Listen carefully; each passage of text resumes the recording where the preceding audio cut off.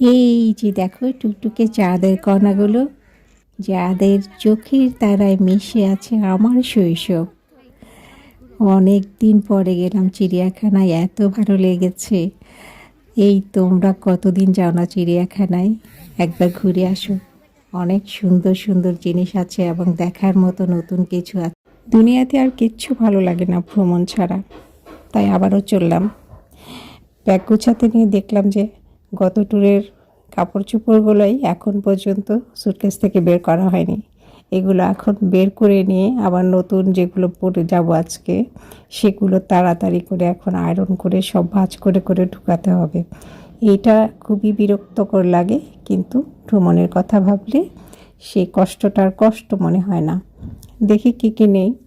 সব কিছু গুছিয়ে নেওয়ার পরে একদম ভোরে বের হয়ে যেতে হবে ট্রেন ধরতে।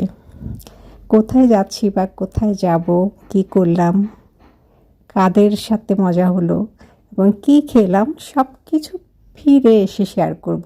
এখন আমি একটু ঝটপট লাগেজ গুছিয়ে নিই। গোছানো হয়ে গেলে আবার খুব তাড়াতাড়ি রেডি হয়ে যেতে হবে। রেডি হয়ে সেই কুয়াশা ঠান্ডার মধ্যে বের হয়ে যেতে হবে। তো আমি একদম ঝটপট রেডি। এখন বাসার সবাইকে বিদায় জানিয়ে রওনা হলাম।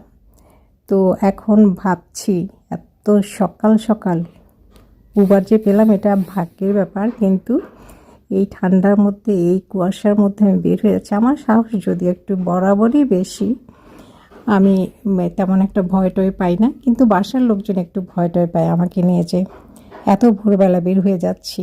এটা নিয়ে একটু সবাই টেনশনে আছে।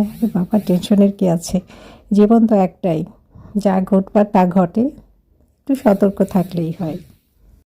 সো এই কাক ডাকা ভোরে, মানে কাক যদিও ডাকছে না, কাকেরাও ঘুমাচ্ছে, এখনও ডাকা শুরু করেনি, কিন্তু আমি উঠে গেছি বলতে প্রতিদিন তো এত সকাল সকাল ওঠা হয় না, ঘুরতে যাওয়া বলে ব্যাপার। সেজন্য আমি একদম সকাল সকাল উঠে গেছি। আমার বন্ধুরা সবাই ওয়েট করছে ট্রেন স্টেশনে। তো গাড়ি আসার পরে একটু যে ভয় পাচ্ছিলাম না তা না, তবে সমস্ত সিকিউরিটি মেনটেন করে গাড়িতে উঠে গেলাম। এবং আমি যতক্ষণ একা গাড়িতে চড়ি ততক্ষণ পর্যন্ত আমি ড্রাইভারের সাথে কথা বলতে থাকি যতক্ষণ পর্যন্ত গন্তব্যে না পৌঁছাই। তো এদিক সেদিক দেখলাম কিছুই দেখা যায় না, চারিদিকে কুয়াশা ভরা। তো আমার এখান থেকে ডিস্টেন্স বেশি না, রাস্তা যদি খালি থাকে 10 থেকে 15 মিনিট, কিন্তু মজার ব্যাপার হচ্ছে আমরা 12 মিনিটে পৌঁছে গেছি।